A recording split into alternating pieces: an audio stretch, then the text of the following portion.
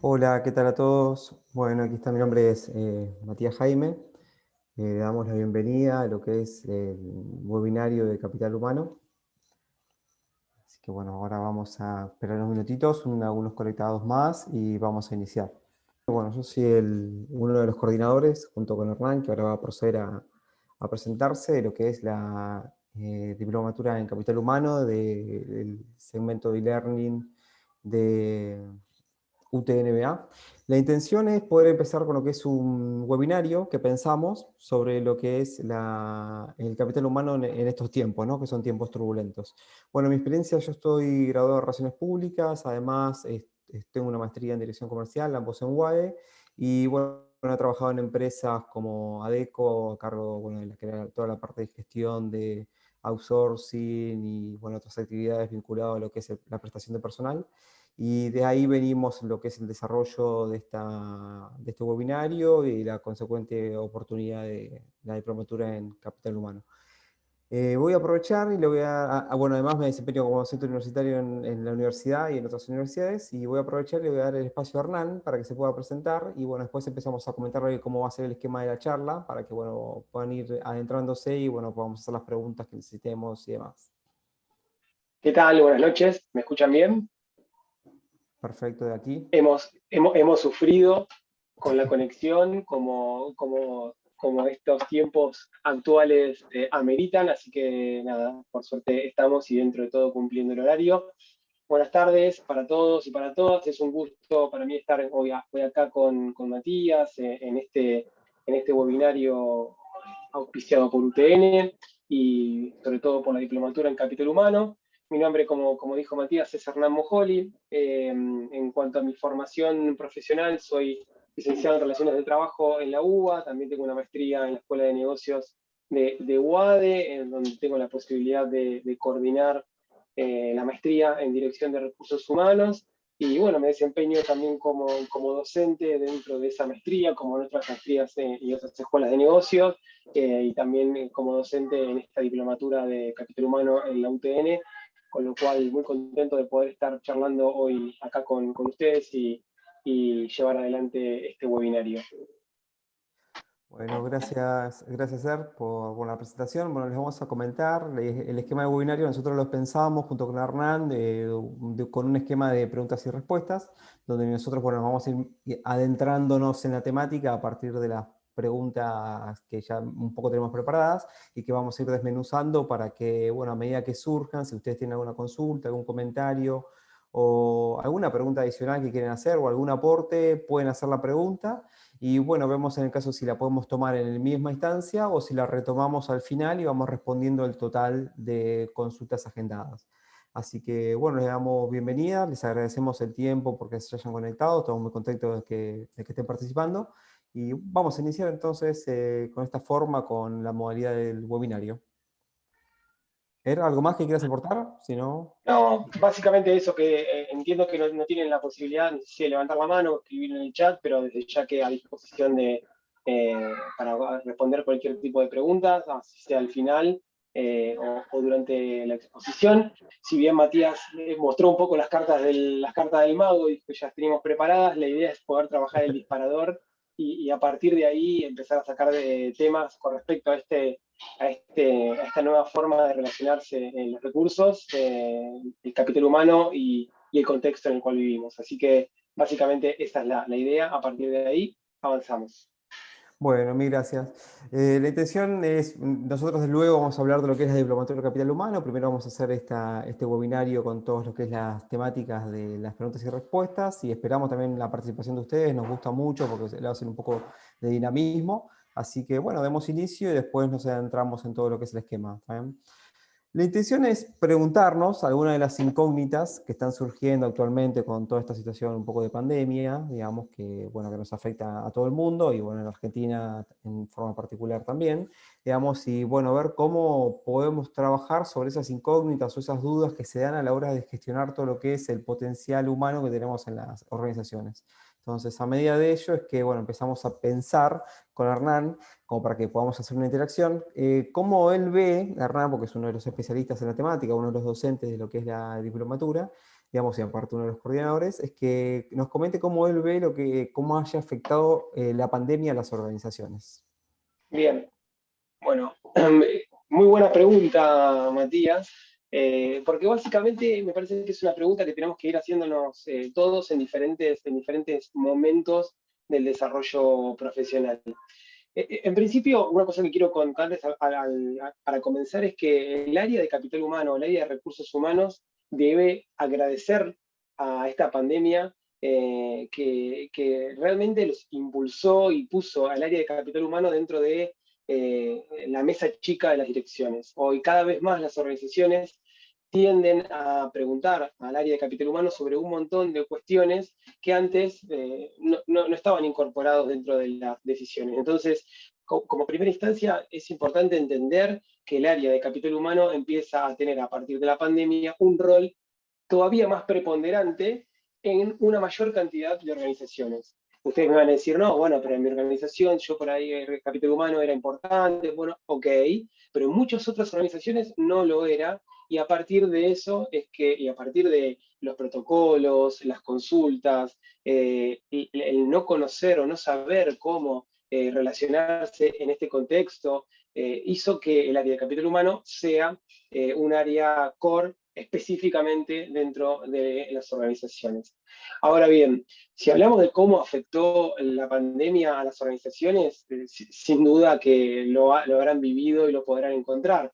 Eh, Podemos hablar a nivel general, entendiendo de que las organizaciones son distintas dependiendo del tamaño, de la cultura, de la industria, pero básicamente hay algo que atravesó específicamente a todas las organizaciones, y es que la pandemia puso a las personas en primera plana. Esto me parece que es fundamental. Y entender esto, entender cómo las personas van a trabajar, entender cómo las personas se cuidan dentro de su ambiente laboral, cómo las personas trabajan en su domicilio, trabajan en su casa, y ahí hago una diferencia muy importante entre trabajar desde casa y hacer home office. Hay una diferencia muy importante, y esto me parece que es digno de destacarlo, ¿no? El teletrabajo o el home office está pensado de una manera distinta a la que nos encontramos hoy en día. Yo con mis hijos atados con precinto en este momento para que no vengan y aparezcan, yendo al colegio, al jardín 2 horas en horarios distintos, haciendo colas para tener que ir a hacer las compras. Digo, eso no es home office, eso es trabajar desde casa, trabajar como podemos desde nuestras casas. Y eso también implica que el ritmo de trabajo sea distinto, que la metodología de trabajo sea diferente. Entonces, esas cuestiones fueron haciendo que la pandemia impacte no solamente en cuestiones operativas, en, bueno, cómo hago para firmar tal cheque, cómo hago para mejorar tal proceso, cómo hago para reformular tal procedimiento, sino que en definitiva, y creo que lo más importante que sucedió es que puso a las personas en el primer lugar. Las organizaciones empezaron a pensar primero cómo cuidar a sus colaboradores. Y si alguna organización esto no lo hizo, se perdió una gran oportunidad. Muchas son las organizaciones que van a ser recordadas a lo largo del tiempo por cómo trataron, bien o mal, a sus colaboradores ante esta situación.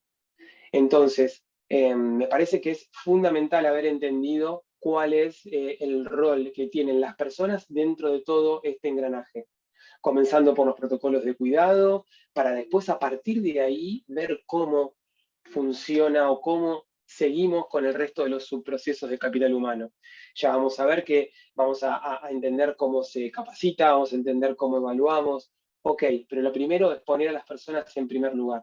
Entonces yo creo que una gran cantidad de organizaciones entendieron que la pandemia hizo poner a las personas por, por sobre los beneficios de las organizaciones, por sobre los costos, por sobre las cuestiones más operativas, para después a partir de ahí ver cómo se acomodan.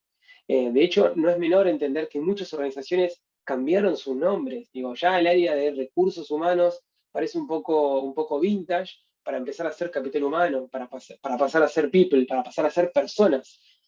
Porque entendemos que cada uno de nosotros dentro de una organización tenemos ese estamento, ¿no? Ese estamento de persona que tiene miedo, que tiene angustia, que se estresa, que trabaja cuando puede, como puede, con sus hijos, con sus dispositivos, con sus conexiones a internet.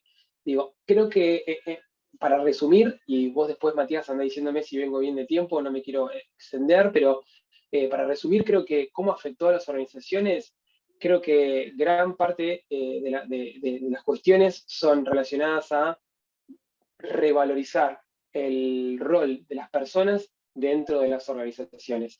Y digo personas y no puestos, no áreas o no funciones. Hablo de primero las personas y después todo lo otro. Bueno, muchas gracias, Ser. No sé si alguno de los participantes quiere aportar. Digamos, en un momento habló Hernán del tema de no solamente, obviamente, del hecho de lograr un protagonismo dentro del área de capital humano, empezar a incorporar a las personas como el eje principal y también, bueno, obviamente que de diferentes áreas, los procesos que han cambiado, ¿no? En un momento hablaba sobre la parte administrativa, los cheques, toda la estructuración que hubo que hacerse, reestructuración, mejor dicho, digamos, de los procesos de pasar a formato digital, también ha tenido una consecuencia que en algunos puntos hasta han podido agilizar lo que son los esquemas. Sí.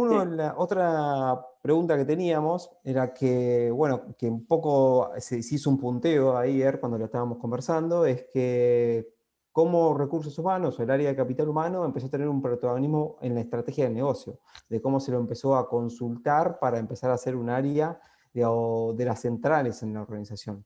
¿Qué opinión te merece al respecto? Sí, bueno, y un poco lo planteé en la introducción, pero lo puedo desarrollar un poco más.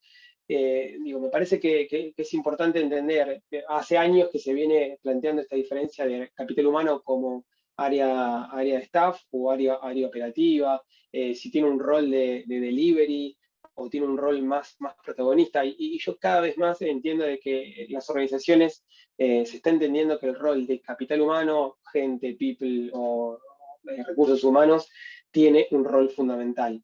Y esto va más allá de poder entender el protocolo, de si tomamos la fiebre, la sanitización de los lugares de trabajo, qué pasa si tengo fiebre o no. Digo, empieza a tener un rol fundamental capital humano porque entendemos que las personas dentro de los negocios tienen un rol fundamental.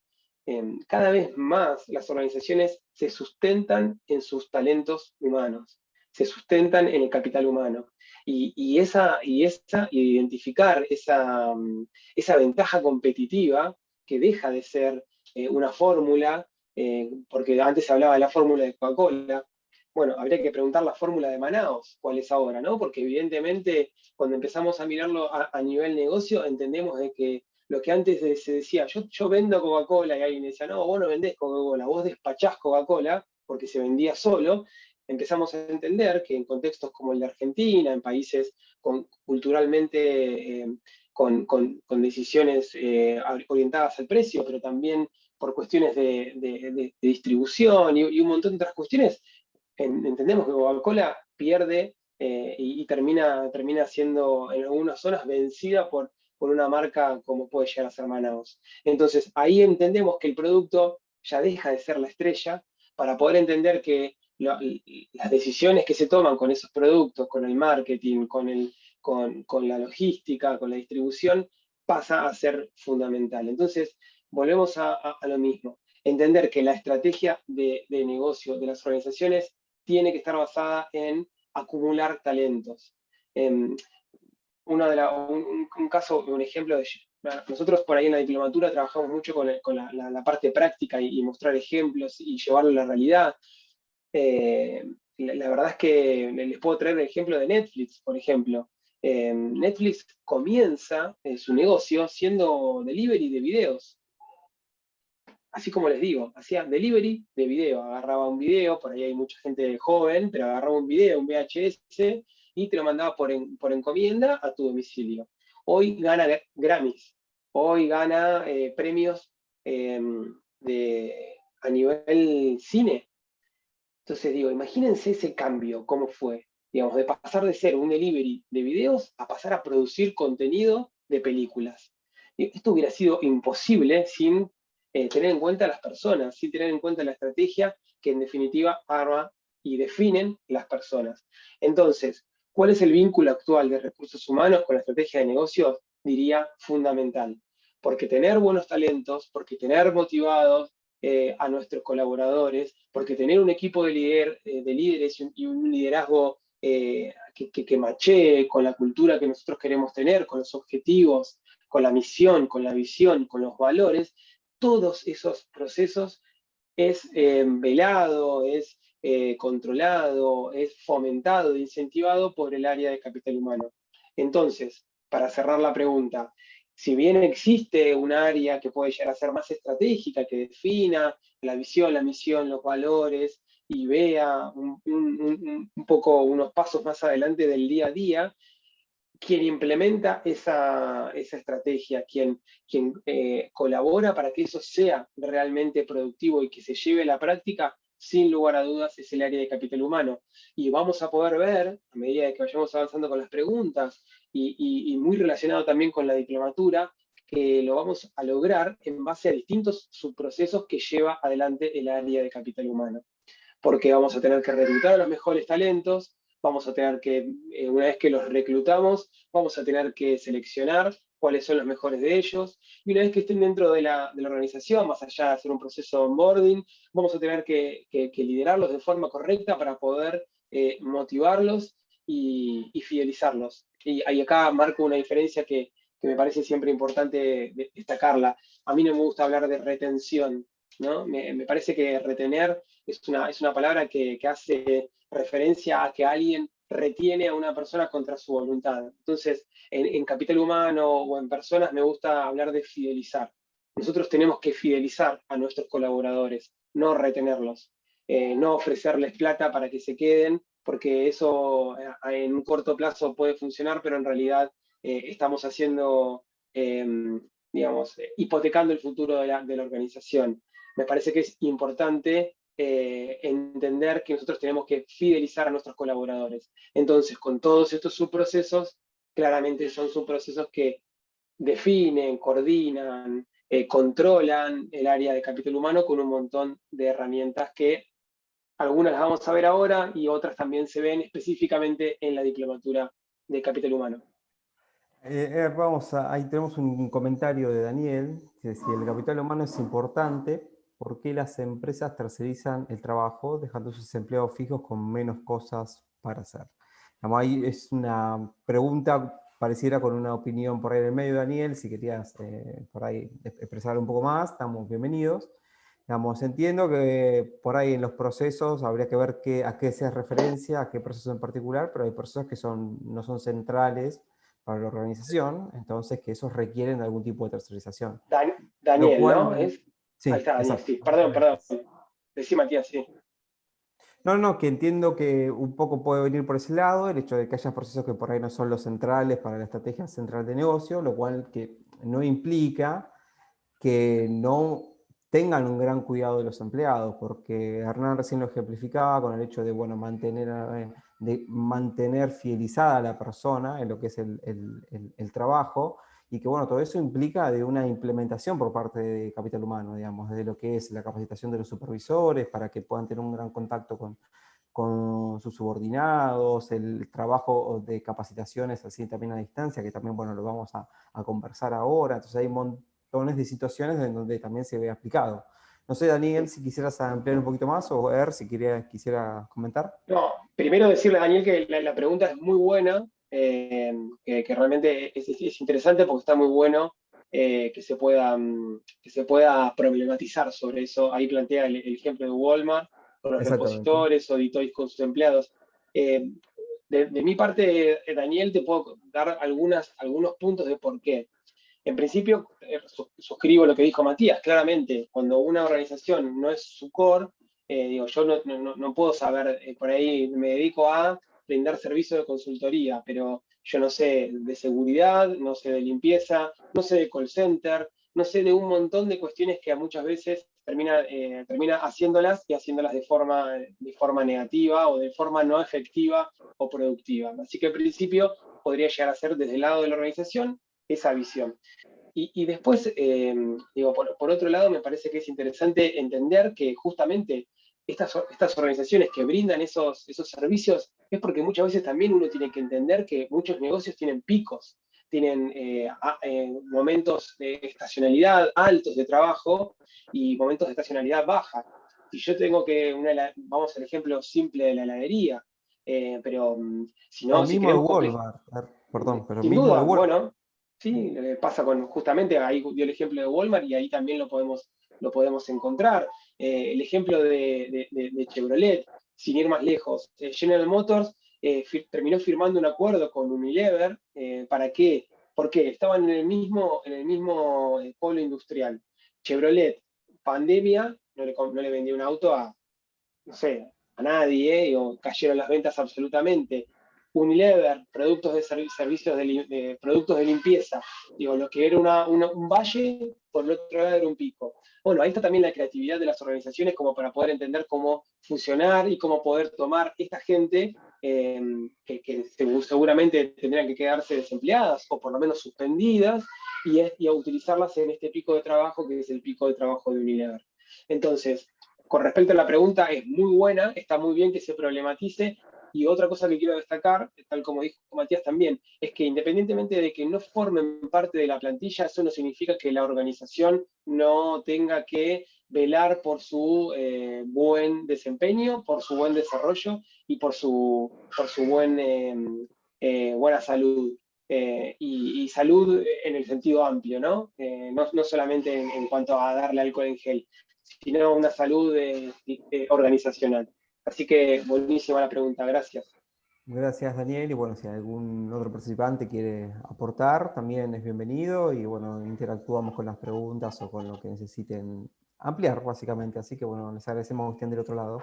Bueno, vamos entonces a ir avanzando. A ver, entonces, una gran incógnita que empezamos ahí a conversar recién es cómo trabajamos hoy lo que es la capacitación para, bueno, lograr esa fidelización de los empleados o para lograr el desarrollo y que aporte a lo que es la estructura del negocio y al logro de resultados. ¿Cómo lo implementamos hoy en día?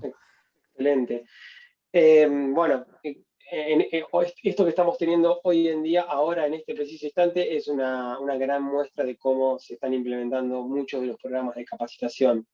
Hemos descubierto que podemos comprar en Internet, hemos descubierto que podemos capacitarnos, hemos descubierto que podemos reunirnos con esta metodología y esto hizo que hemos descubierto cosas positivas y también cosas negativas. ¿Vamos a entender que todas las capacitaciones se pueden llevar y migrar de forma? No, seguramente que no. Esta facultad, UTN, es una universidad tecnológica. Digo, yo no te puedo enseñar, o te lo puedo mostrar, pero no es lo mismo manejar un soldador que poder ver en un video de YouTube cómo se suelda algo. Digo, claramente hay una diferencia.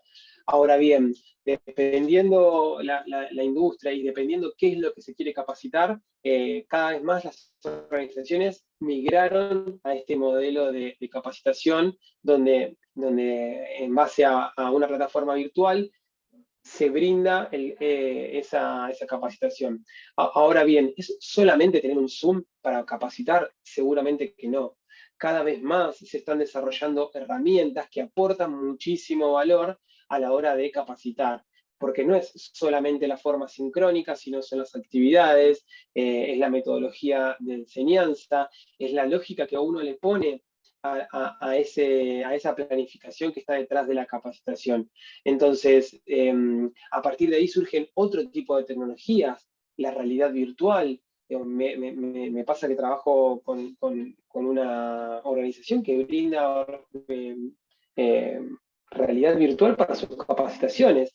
Y yo les aseguro, no sé si habrán tenido la posibilidad de ponerse alguna vez un casco de realidad virtual o realidad aumentada, y es realmente increíble cómo se puede, por ejemplo, reproducir una cocina de McDonald's, cómo se puede reproducir una fábrica de Quilmes. Y ya son muchas las organizaciones que están trabajando de esta manera, porque realmente la, la, la, la forma de capacitarse deja de ser pasiva para pasar a ser una forma absolutamente activa, y el hecho de probar, de experimentar, también lo permiten estas tecnologías de tipo inmersivas.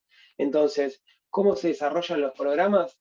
En muchos casos se desarrollan como se puede, porque no hay muchas opciones, pero cada vez más, y esto también se ve en la diplomatura, lo trabaja Victoria Guerrico, que es una ex Burger King, eh, y bueno, gerenta de Alsea, de capacitación, donde cada vez más los distintos tipos de formatos de capacitación se hacen y se adaptan a las distintas necesidades y a los distintos momentos que tienen las organizaciones. Entonces, básicamente, yo creo que cómo se desarrollan con creatividad. Y es importante, como cualquier proceso, ser creativos. Si nosotros únicamente decimos, bueno, que se siente el docente y que explique o que hable de la misma manera que lo hacía de forma presencial, estamos perdiendo la potencia. Son otros lenguajes, son otros tiempos, es otro nivel de concentración, son otros distractores, y a partir de eso es que se tiene que poder entender para poder elegir cuál es la mejor forma para capacitar a nuestros colaboradores. Entonces, a partir de ahí surge la necesidad de estudiar esto que les estoy contando. Poder entender cómo se capacitan a las personas, cuál es la mejor forma, entender cómo va a reparar esa capacitación, y es por eso que hay gente que estudia básicamente para poder entender estas situaciones. Así que me parece que eso sería como la lógica para poder entender un poco mejor el tema de cómo se desarrollan hoy en día en las organizaciones los programas de capacitación. Incluso, a ver, como para poder sumar, también ¿Sí? comienza a desarrollar con mayor energía todo lo que son las capacitaciones vinculadas a bienestar de la salud, justamente por la situación donde estamos. No quiere decir exclusivamente que son los protocolos de cuidado para evitar el contagio de lo que es el COVID, sino también para cuidado del estrés, para ver cómo equilibrar un poco la vida laboral y la vida personal en esta situación donde todo está mezclado. Entonces se empiezan a dar algunas temáticas que no solo están aplicadas a lo que es la estructura del negocio, sino también al cuidado de la persona, digamos, ¿no? En cómo alimentar esa situación de bienestar en el momento de trabajo y compartirlo con la familia, digamos, ¿no? Así que, bueno, Absolutamente. bueno, lo vamos leyendo, si alguna tiene alguna pregunta adicional como para poder ir revisando, y mientras vamos avanzando con lo que son las temáticas que fuimos conversando. Una gran incógnita, que bueno, lo fuimos conversando ahí con Hernán también al principio, es que cómo medimos actualmente la eficacia del trabajo, ¿no? Por ahí en estructuras que están más acostumbradas a los resultados puede ser un poquito más sencillo, pero ¿cómo lo medimos actualmente, digamos, Mira, el desempeño de las personas? estoy tentado en decirte con el método científico de los 5 dedos oscilantes, que me imagino que lo conoces. Si a alguno de los chicos o de las chicas que está actualmente escuchándonos, les cuento que el método de los 5 dedos oscilantes es y más o menos. Pero bueno, más allá del chiste, la realidad es que es tal como decís vos, Matías, es difícil. En organizaciones donde ya se venía evaluando por proyectos y por objetivos, esto no cambia demasiado. Digo, en lugares donde no, ya se venía trabajando de forma remota o lo que mandaba era el objetivo final. Esto sigue siendo relativamente sencillo porque, bueno, ya la estructura estaba armada, la lógica estaba pensada y los objetivos estaban bastante delineados. Ahora bien, en organizaciones donde trabajar mucho es sinónimo de trabajar bien, que nos ha pasado y a algunos de ustedes les debe haber pasado, ¿no? Dicen, no, pero si trabajo un montón. ¿Y por qué trabajo un montón? Y no, porque estás sentado en la computadora desde las 9 de la mañana y son las 8 de la noche. Y sí, sí, pero por ahí el tipo estaba en Facebook, estaba mirando Twitch o, o no sé, o estaba viendo una película, pero no, el hecho de que esté es sinónimo de trabajar mucho, bueno, ahí tenemos problemas. Es cierto que el liderazgo es uno de los temas que tiene que cambiar rotundamente dentro de las organizaciones para poder entender en este contexto de que si yo, a mí me gustaba sentarme al lado de mi colaborador, ayudarlo, ver lo que hace, controlarlo y mirar a ver qué está haciendo. Y bueno, más allá de que hay un montón de herramientas que nos ayudan a entender a la hora que se loguea, a la hora que se desloguea, cuántas veces miró otra pantalla. Digo, estamos en un problema porque los tiempos cambian y a partir de ahí es que tenemos que encontrar justamente distintas herramientas como para poder evaluar. Entonces, ante la pregunta esta de cómo medimos el desempeño, aparecen un montón de herramientas que podemos comulgar y otras que no. Entender que poder trabajar por proyectos, por objetivos, es lo ideal, también requiere de una capacitación. Digo, no es fácil poner un objetivo. Nosotros, en mi rol de consultor y capacitador, me encuentro con que muchas organizaciones no saben poner objetivos. Y por más que podemos entender que tenemos que poner la metodología SMART, esto de específicos, medibles, ambiciosos, pero alcanzables y medibles en el tiempo, eso, digamos, lo repetimos como un versito, pero a la hora de bajarlo a tierra y decir, bueno, a ver, ¿cuántas ventas tenemos que lograr? O qué objetivo tiene que lograr alguien de facturación, cuesta. Entonces, es muy importante modificar un poco esto, ¿no? Dejar de medir las horas frente a la computadora, dejar de medir el horario de ingreso y el horario de egreso como variable o como indicador de que trabajó mucho o poco, para empezar a entender que de alguna manera tenemos que ver que no haya pendientes, el área que tiene que rescatar nuestro trabajo pueda tener en tiempo y forma esa tarea, los clientes internos estén satisfechos, los clientes externos también. Yo creo que la pandemia nos mostró que tenemos que ser muy creativos y al mismo tiempo que en definitiva a distancia las empresas de alguna manera o de otra funcionan. Y que vamos a tener que corregir lo que no funciona bien y que con el tiempo se va a poder trabajar de una mejor manera, pero entender que hay un montón de métodos de medición del desempeño que hoy por hoy ya no van y que tienen que ser actualizados. Es imposible por ahí contarles todas las posibilidades que existen, pero bueno, a partir de esto que yo les digo, de la diplomatura, a partir de programas ejecutivos que aportan sobre esta temática en particular, es que está bueno que se puedan profundizar y que además, y con esto ya cierro, creo que hay una pregunta, eh, Sí, además poder llevarlo a la cultura organizacional de cada uno de ustedes. Esto me parece que es fundamental, digamos, no solamente leer un libro y cómo lo hace Netflix, porque no somos Netflix.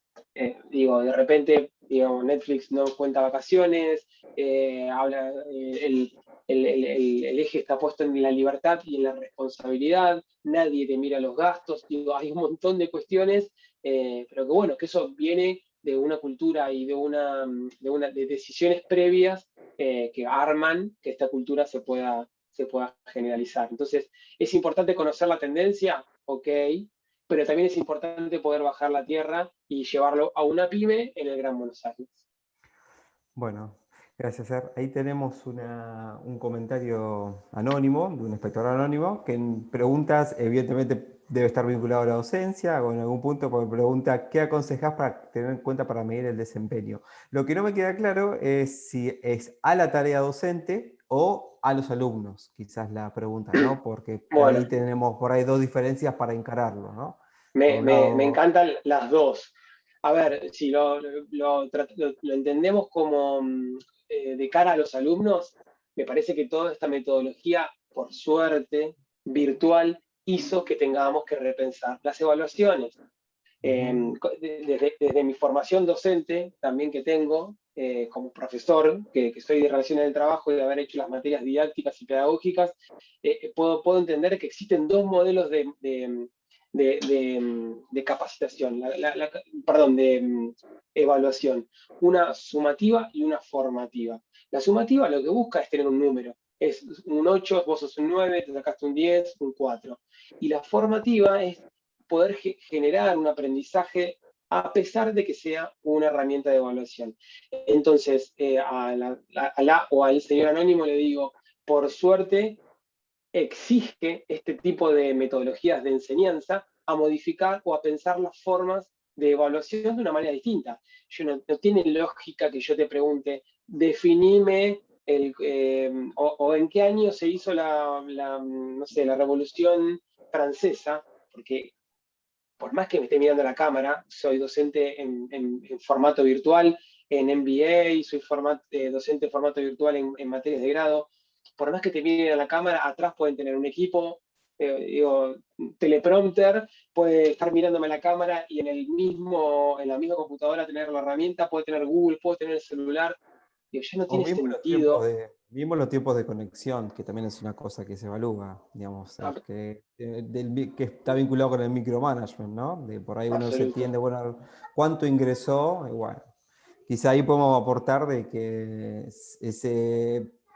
en mi opinión, por ahí aporta más a la docencia a este tipo de actividades porque te da diversos modos de trabajo, el trabajo asincrónico, ver de cómo desmembrás el total de material para que lo puedan ir no solo absorbiendo, sino aportando a partir de herramientas donde favorezca la participación de los alumnos. Es un desafío muy interesante, digamos, ¿no? Sin duda. Y lo último que hago la referencia, que en el caso que sea al revés, en que el alumno evalúa al docente, que me parece sumamente lógico y necesario también, me parece que tenemos que entender que el docente tiene que pasar a ser evaluado por cómo se adapta a este nuevo formato.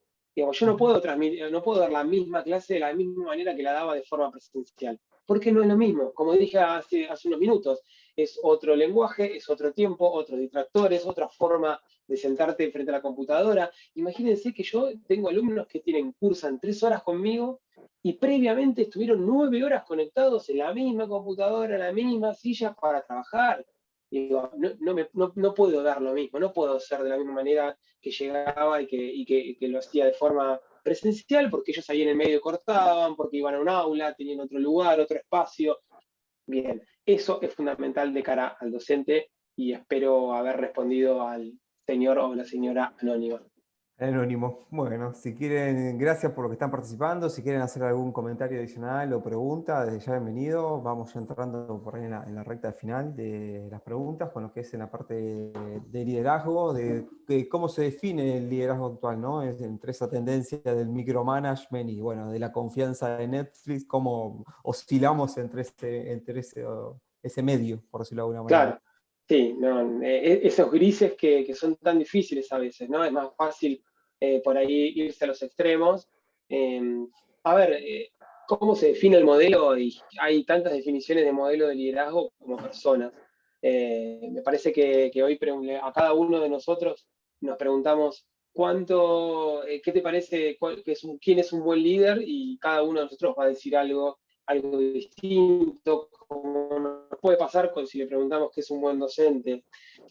A ver, en definitiva, yo creo que desde mi formación y desde mi forma de verlo, un líder hoy actualmente tiene que poner de nuevo a las personas en primer lugar. Entonces, un buen líder es el que primero te pregunta cómo estás, realmente, ¿no? ¿Cómo estás? No, te cuento que, bueno, me alegro.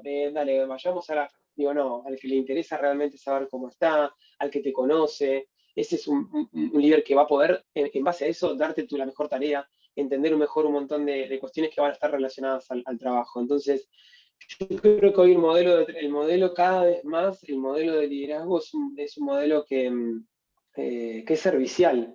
Digo, ya hace muchos años hay un libro que quiero decirles bien es concretamente que es Hunter, la paradoja, que básicamente habla del liderazgo servicial, ¿no? Y es al revés, digo, no es que la gente trabaja para el líder, sino que el líder tiene que ser un facilitador que colabora con sus equipos de trabajo. Entonces, hoy creo que el líder tiene que ser esa persona que es un coach, que te ayuda, que te guía en los momentos que vos necesitas, porque cometer el error de pensar que el líder es el que todo lo sabe, nada, es no conocer el dicho que dice que el que sabe, sabe y el que no es jefe. Digo, me parece que va por ese lado. Yo creo que el modelo va mucho más a un modelo servicial, de colaboración, que saca lo mejor de cada uno de nosotros y que lo potencia, y me parece que ese tiene que ser el modelo de liderazgo actual. Bueno, gracias, Ser. Los escuchamos también, a ver si opinan igual en un liderazgo más basado en el servicio y en darse hacia el otro, digamos, o bueno, tienen alguna opinión distinta o algún aporte más, desde ya que de aquí estamos interesadísimos en leerlos. Bueno, un gran tema, ¿no? Toda esta situación de pandemia, aislamiento y demás, nos trajo a que el cambio sea constante, ¿no? Y que cada situación, incluso con cada, diría, con cada semana se ha hecho un cambio nuevo. Entonces, ¿qué podemos incorporar nosotros como herramientas que nos favorezcan o que nos estimulen esa necesidad de cambio constante? Bueno, sí, qué difícil, es cierto. Se habla mucho del contexto VICA, BUCA, de estas cuestiones relacionadas al cambio y cómo afecta a nuestro día a día, ¿no? Y cómo uno se tiene que adaptar a que hoy trabajas en un lugar, mañana trabajas en otro, hoy de una manera, pasado de otra. Digo, esto hace que organizacionalmente muchas veces genera claramente un nivel muy fuerte y muy grande de estrés. La realidad es que adaptarse al cambio es una cosa, generar el cambio es otra cosa, por ahí te diría hasta mucho más difícil, y eso se trabaja. Digo, se trabaja con herramientas, se trabaja con el día a día, se trabaja con conocimiento de distintas teorías que te ayudan y que ya están estudiadas científicamente cómo son las mejores formas para generar esos cambios, para producir esos cambios, en el caso de que te toquen a vos como líder de recursos humanos o como líder en tu organización para poder llevarlo adelante.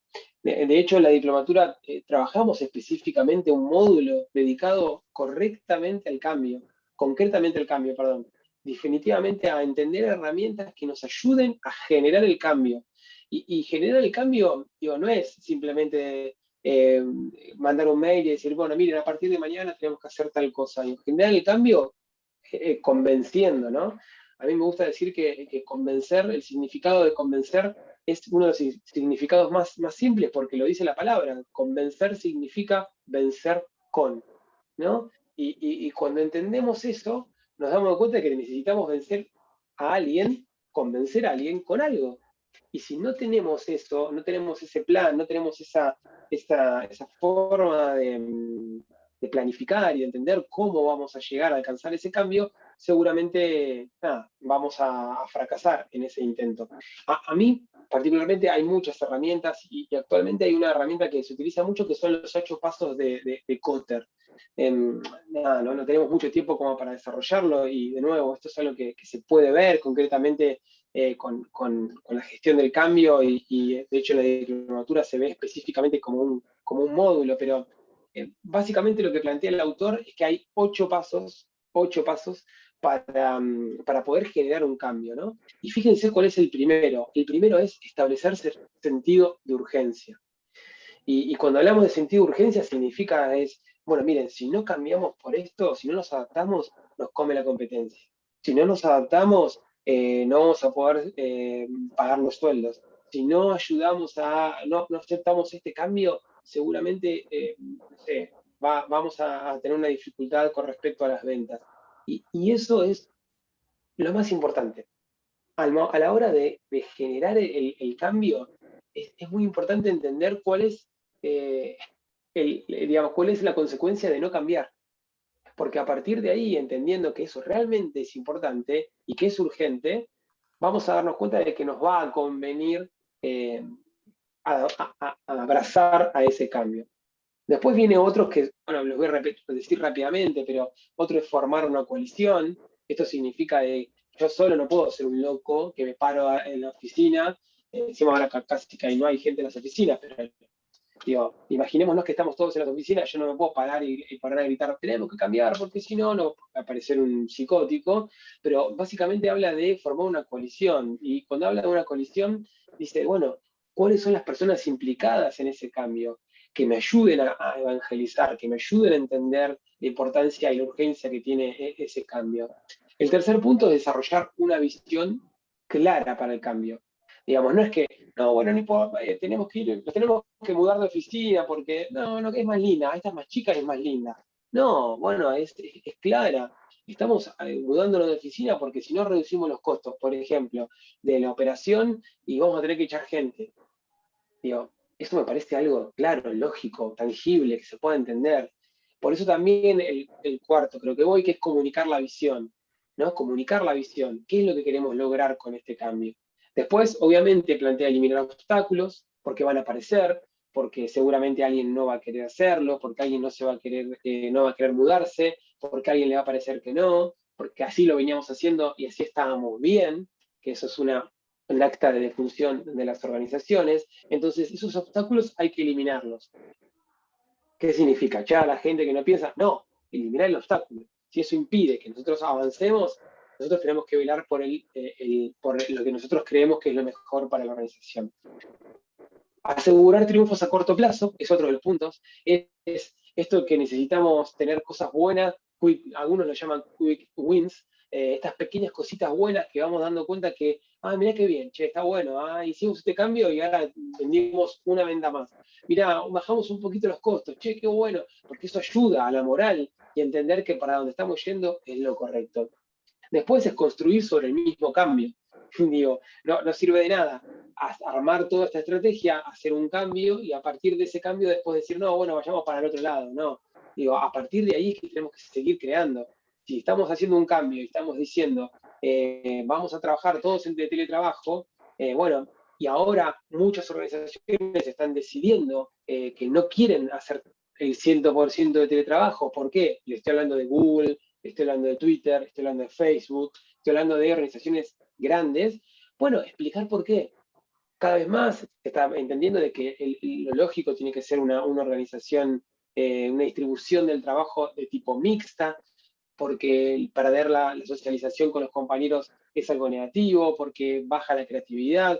Bueno, explicar por qué, entenderlo. Y por último, anclar el cambio en la cultura de la organización. Una vez que cambiamos y que estamos logrando los objetivos, entender que esa es la mejor forma de acomodarse y de seguir trabajando como de forma sistémica. Entonces, esos son los 8 pasos de Kotter para realizar un cambio y me parece que es una buena herramienta. Googleen, fíjense, hay un montón de información en la web sobre esta metodología, pero es un paso casi que te diría hasta un checklist que vos tenés que hacer para poder realizar el cambio. Bueno, los has contribuido con muchísima información y bueno, esperemos que estén deseosos de participar, así también podemos desarrollarlos, digamos, ¿no? Bueno, vayamos como para ir cerrando lo que es el círculo con lo que hablamos de la estrategia de negocio, una parte también que es de las centrales, digamos, de lo que es capital humano, de lo que es el reclutamiento, ¿no? De cómo potenciar el reclutamiento a través de diferentes herramientas que se alineen al negocio en sí. Sí. Bueno, ¿cómo potenciar el reclutamiento? Nosotros en Capital Humano diferenciamos la parte de reclutamiento de la parte de selección.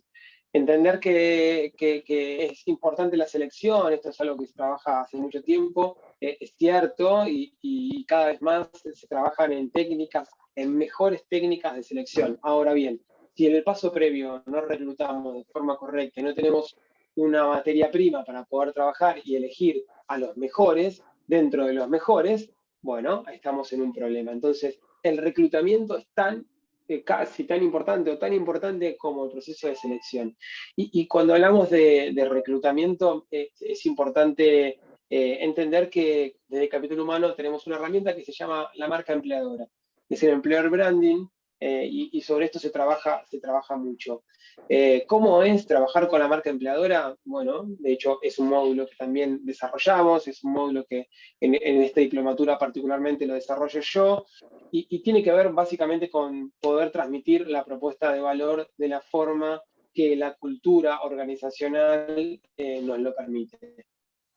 Parece algo simple, parece algo sencillo, pero esto se construye. No es una única herramienta, no es un único posteo, no es solamente subir cosas divertidas a Instagram, sino entender que estamos hablando de qué tipo de audiencia, buscar cuáles son los ratios y cuáles son las herramientas que mejor performan para poder encontrar a toda esta población. Básicamente, entonces, cuando hablamos de potenciar el reclutamiento, tenemos que entender que estamos hablando de generar una marca empleadora fuerte. Y después podemos encontrar distintas herramientas. Nosotros, a mí me gusta decir que la mayoría de las organizaciones tienen acciones de marca empleadora. Me van a decir, y yo tengo un blog, y yo tengo un Instagram y posteamos, estoy en LinkedIn como empresa, ok, eso son tácticas, pero definir una estrategia, definir la forma global de cómo vamos a encarar la marca empleadora, cómo vamos a trabajarlo en forma global, qué mensaje vamos a dar, cuál va a ser nuestro target, pensar al capital humano como parte de un proceso de reclutamiento, es pensar cómo las marcas piensan en vender sus productos. Es tan simple como eso. De hecho, cuando hablamos de marketing, trabajamos el concepto de propuesta de valor, que es esto que nos diferencia, que nos hace únicos, que es difícil de copiar. Bien, en marca empleadora hablamos de propuesta de valor al empleado. Es qué yo les puedo dar a los colaboradores, qué le puedo dar a la persona, al candidato que ve a mi organización, que a otras personas o que otras organizaciones no se lo pueden dar. Y no solamente es transmitirlo, sino es transmitirlo de una forma que le llegue, que lo identifique, que lo conozca y que lo siente a poder y a querer trabajar con nosotros. Entonces, ¿cómo potencio el reclutamiento? Básicamente trabajando con marca empleadora.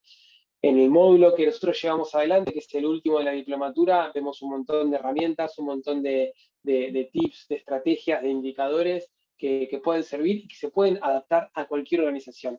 Algo muy común es, me dicen, no, pero bueno, ¿y cómo hago para competir con Mercado Libre? ¿Y cómo hago para...? Ok, bueno, seguramente que si vos estás buscando un programador Java bueno, se te va a hacer muy complicado. Pero eso no significa que vos no puedas armar tu marca empleadora. Eso significa que vos tenés que armar y tu estructura y tus herramientas para contar qué es lo que vos podés dar. Después será un tema del colaborador que elija qué es lo que más le conviene dentro de sus posibilidades, claramente. Así que básicamente es por ese lado. Bueno, perfecto, Hernán. Bueno, estuvimos ahí pasando por las incógnitas actuales, hablamos mucho sobre la diplomatura, sobre el esquema, digamos, a partir de las preguntas que se van ocasionando. Bueno, agradecemos a quienes estuvieron aportando ahí preguntas y desde ya bienvenidas preguntas o comentarios adicionales que quieran hacer. Y bueno, ahora vamos a ir viendo cómo se estructura la diplomatura de Capital Humano, ¿no? Que estuvimos hablando, como para que puedan también entender de qué es lo que contempla esta serie de oferta que da la UTN. Bueno, básicamente se incluyen de 5 módulos que los fuimos repasando con las preguntas, con los comentarios de Hernán. Uno que tiene que ver con la estrategia de negocio, otro que va a estar más alineado con lo que es la gestión perdón, lo que es el liderazgo y PNL. Ahora vamos a ir a hacer una introducción en lo que son los docentes para que también puedan conocerlos y después puedan googlearlos o buscarlos en LinkedIn, así que si conocen el tipo de profesional capacitado que tenemos específicamente como docentes. Otro que tiene que ver con la parte de gestión de talento, luego con lo que es específicamente los procesos de cambio y por último el cierre que se da a partir de lo que conversaba recién Hernán, que es con la gestión y el desarrollo de lo que era la marca empleadora. Nosotros tenemos una cursada sincrónica semanal en lo que es la diplomatura, que es de 1 hora y media, digamos, cada cursada, comúnmente se hacen los martes, y es de 1 hora y media para, bueno, lograr ahí la profundidad y la participación de los alumnos y, bueno, evitar lo que uno puede considerar como el cansancio o el sopor que sucede de mucha conexión atrás de las pantallas, y bueno, que hay que evitarlo de diversas maneras. Además, se integra con actividades asincrónicas en lo que es el campus de la universidad, con el esquema de Moodle. Entonces, bueno, nos va dando diferentes herramientas y diferentes perspectivas para abordar las temáticas que vamos teniendo en cada módulo. ¿Quisiera sumar algo en particular? No, no, la verdad que clarísimo. Yo creo que a ver, hablaba de la propuesta de valor y creo que la propuesta de valor que tiene en este caso básicamente es la metodología es muy dinámica, el hecho de que sean 5 módulos, el hecho de que sea una vez por semana, el hecho del plantel docente, me parece que es algo muy, muy interesante como propuesta de valor de esta capacitación en particular.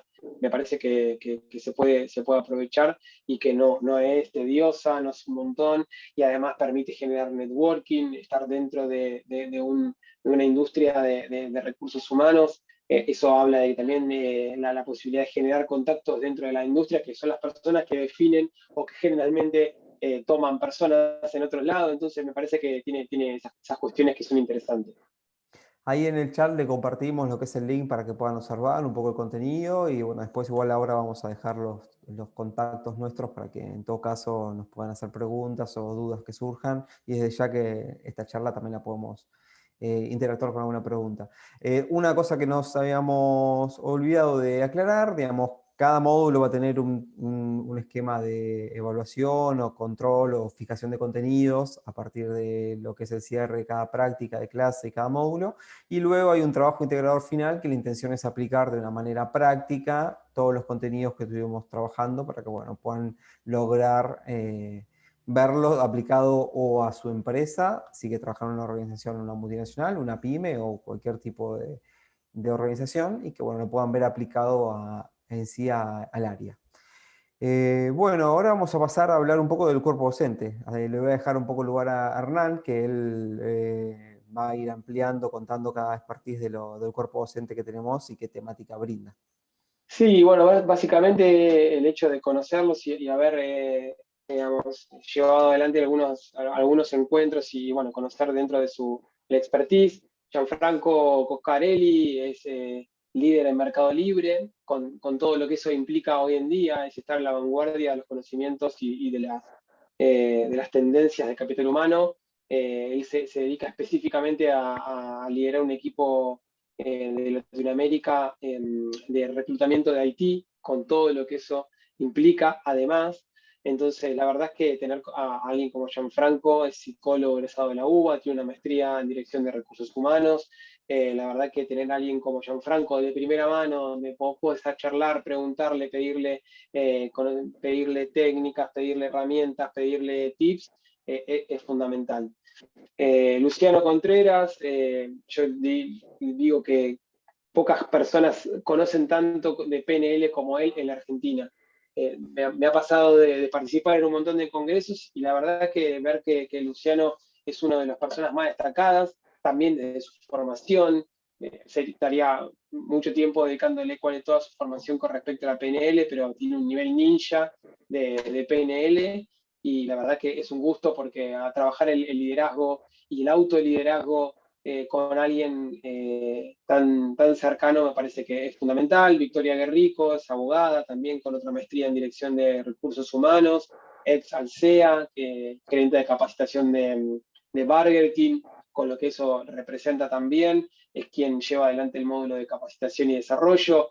La verdad es que está a la vanguardia de los conocimientos de este tema y es fundamental también poder acercarse a alguien de forma tan cercana. Silvia Pascual, también con una maestría, psicóloga y con maestría en capital humano, también muy actualizada, al borde de todas las tendencias, súper inquieta y la verdad que con la experiencia que ella tiene en montones de organizaciones, nada, transmite una cantidad de conocimientos, de dinámicas, de actividades, la verdad que excelentes.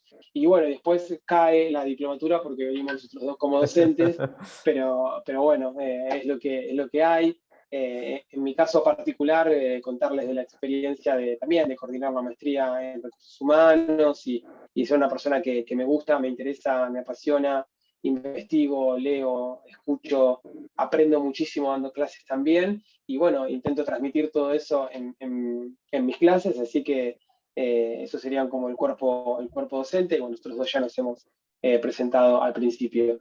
Me parece que esto también forma parte de la propuesta de valor y contar con un cuerpo docente, con un faculty de este nivel, me parece realmente muy interesante. Y no es fácil de lograr.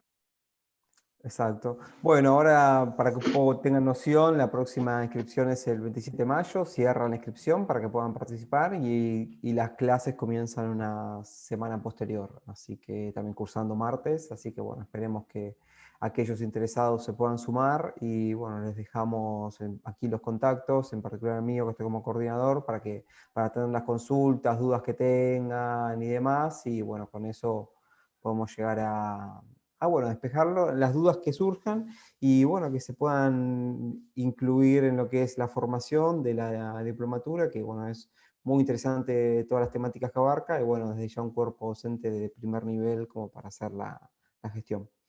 Eh, No sé si tienen alguna consulta, pregunta los participantes, a ver si quieres hacer algún aporte más, y si no, bueno, hacemos un cierre de agradecimiento y nos despedimos. No, de mi parte agradecer a las 9, 10 personas, 11 que estuvieron ahí conectadas, que espero que les haya aportado alguito, o por lo menos no sé si tanto desde aportado el valor, sino que por lo menos haberse planteado problematizar durante 45 minutos, 50 minutos sobre el capítulo humano, para mí eso ya es un montón. Así que espero haberles colaborado o servido como disparador para haber problematizado desde ese lado. Y bueno, de mi parte a disposición. Será un placer darles una mano desde el espacio que sea. Bueno, les agradecemos a todos, gracias Hernán por también aportarnos y bueno, nos vemos y esperemos en las próximas que se puedan sumar. A ver, tenemos una pregunta en particular, o un saludo. Excelente exposición, gracias Marcela. Gracias, Bueno, Marcela. algún familiar debe ser, ¿no? Seguramente. Seguramente, no recuerdo ninguna Marcela, pero nada, ha sido un gusto. Bueno, muchas gracias Anastasia, también, muchas Anastasia, gracias. A Belén, ustedes, gracias, Belén. gracias por participar y bueno, estamos a disposición de ustedes. Será un Bueno, placer seguir en contacto. bueno, hasta luego entonces. Adiós, buenas noches.